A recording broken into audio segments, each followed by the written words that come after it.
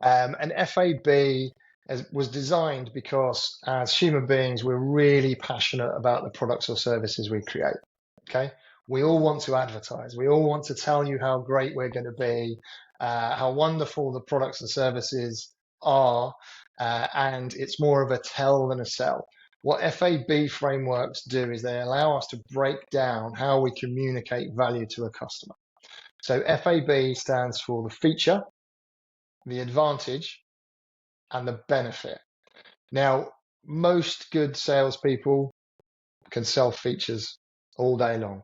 Anyone can do that. In fact, better salespeople talk about the advantage of using the organization and its features. The best salespeople will talk about the benefits and the outcomes to the prospect, making it about them, not about you as the seller. So an FAB framework is a very simple, again, left to right. What do we do? Why are we great at it? What does it mean to you as the prospect or the buyer? There is no list that is too long. What we do want to do is keep it manageable though. So if we are selling software, we might find the urge to run through every single thing that the software does in order that our prospect hopes to see something they find valuable. Whereas what we want to be able to do is say, well, I've spoken to you, I've understood your needs or your objectives. I'm only going to show you these 2 or 3 things that are going to be relevant to the areas that I've uncovered as needs right now. It does plenty more, and we can look at that later, but we're only going to look at these 3 things, these 3 features that are there to explore your needs. So when you are uncovering features, when you're running through this exercise, think about how are you presenting it on your website or how are you communicating it with a customer. Now, I wouldn't say that features is so much of a we do single sign-on our website versus something a bit more grand. So with our business, one of the features is we do a deep dive or a discovery session. And that is a feature because that's a piece of work that's contained on its own. Versus software that might have a database search function. So just say we are using Apollo.io as one tool. It has the ability to search company information at the click of a button. That's a feature. You wouldn't go into the intricate details of how you drive it or how you use it, but it's more of the name. So the feature is the name of the thing that you do or you sell, or one of the things that you do or sell. And so just get a list of all of those, try and keep them as concise as possible, so that when you're communicating it, it's really clear rather than overwhelming people on the receiving end of this explanation. And it should be the area that you spend the least time when explaining your products or services. Where we would use a more basic version of this framework is to say the feature is a deep dive or discovery workshop. Okay. The advantage of that is that we've got 24 years experience in the B2B space, having done this for hundreds of clients, helping them get to A, B, and C, right? That's the advantage. It's almost like a, why are you world class at it? Why is it good for you? And again, it's still a bit about us. If you're going more in depth, as you say, Mike, you can tie that back to the needs of the individual. So the advantage of working with a business like ours is you don't need to do A, B, or C. You don't need to hire for that role. You won't need to worry about not having enough resource available. So you link it back to the problems if you want to go into that extra level of depth. But it's the name of the thing, why it's world class or why it's good for that individual at that point of time. This is where you hit the home run if you do it well. So when you're speaking with people and you've understood their needs, so we've gone down this matrix that we made earlier in the ICP part of the video where I understand their problems or objectives. I understand the input and I understand it because I've asked you appropriate questions and you've validated it. You've told me the things that are important or are troublesome right now. Not every conversation is going to go as smoothly as this, but this is the framework. So when you've mapped out all of the pain points, the needs, or the opportunities, next to it is the impacts of inaction. And then next to it, you write every possible feature that will solve that problem.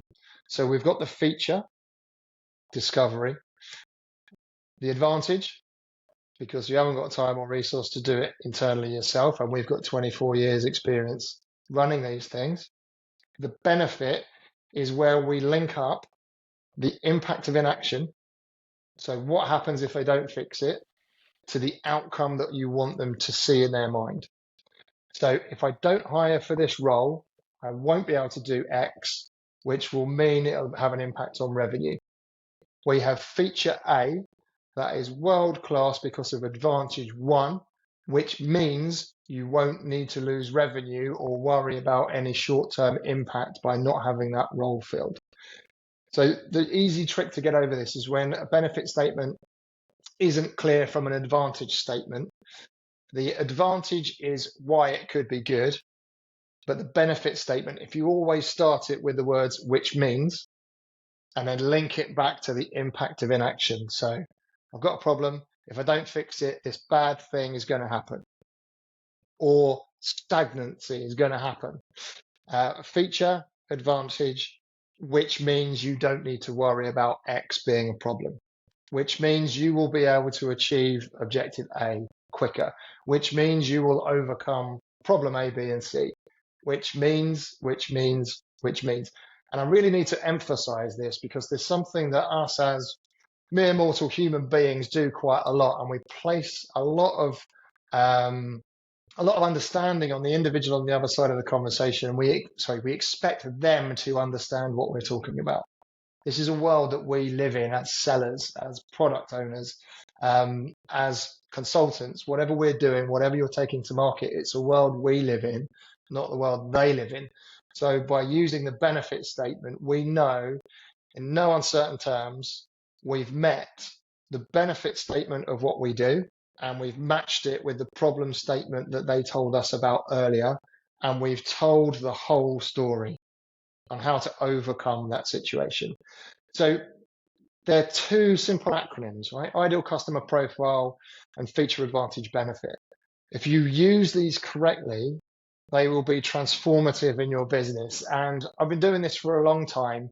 And what strikes me as amazing is even some of the most established businesses don't have this in place. And just by refining this, having a single version of the truth of why you are valuable to a prospective audience increases sales dramatically, because you are then being deliberate about what you mean to your prospect, not what you can do for them. If you can help them get somewhere, they're going to engage with you.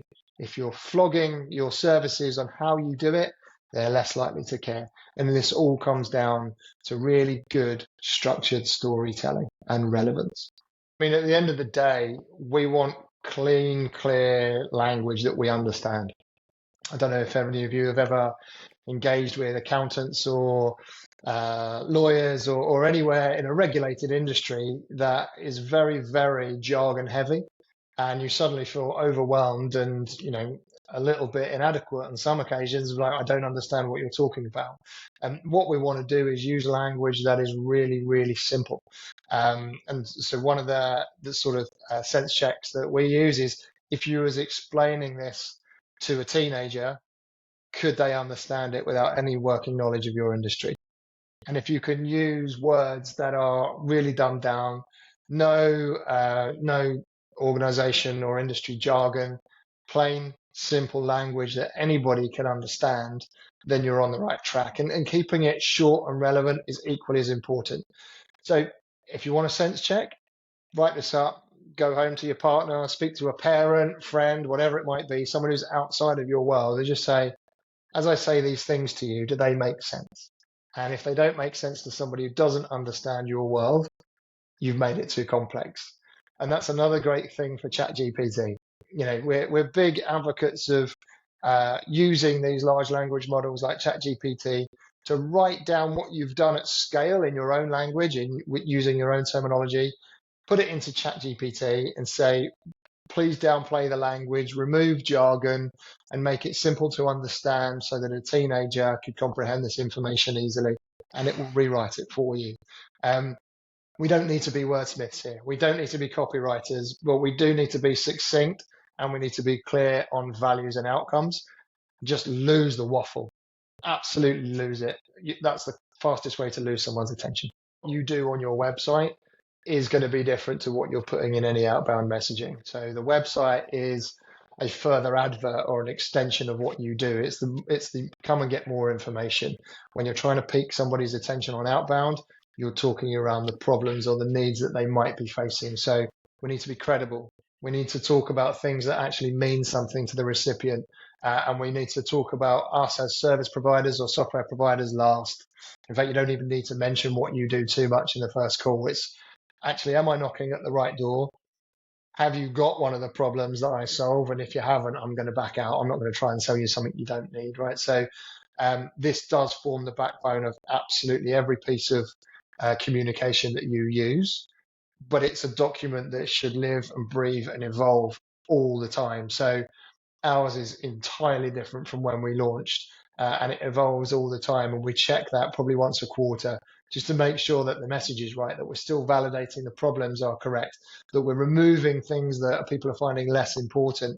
And that's just making sure you're continuing with a good feedback loop from your prospective audiences. So, if selling isn't comfortable for you, one thing I've said on several talks I've done is treat it as a research call. I'm thinking of launching X. Can I ask you about your role and learn a little bit more?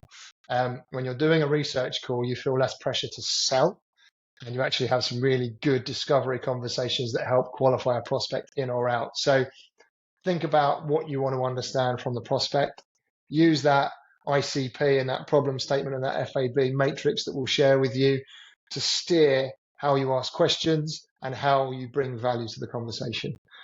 But it is a very, very strong base point for you to kick off your outbound sales. And if you've got any questions, we're here to help you.